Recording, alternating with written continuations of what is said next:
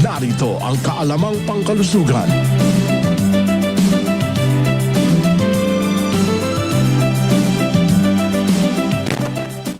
Ang apple cider vinegar ay maaaring makatulong sa iyong diabetes dahil nakakatulong itong makontrol ang iyong blood sugar. Pinag-aralan ni Dr. Carol Johnston ng Arizona State University ang epekto ng apple cider vinegar sa blood sugar sa loob ng 10 taon. Ang apple cider vinegar ay nakakatulong upang mapigilan ang digestion ng mga starch kaya hindi tumataas ng sobra ang blood sugar ng mga taong may diabetes. Ngunit may mga doktor din na nagsasabi na kailangan pa rin iwasan ang ibang matatamis na pagkain. Magkaroon ng regular na ehersisyo at tamang gamutan para makontrol ang iyong diabetes. Kung gusto mong subukan ang apple cider vinegar na mayroon kang diabetes, kumonsulta muna sa inyong doktor bago uminom nito upang maiwasan ang anumang komplikasyon. Lenny Wong Olivo, NDBC, Bida, Balita.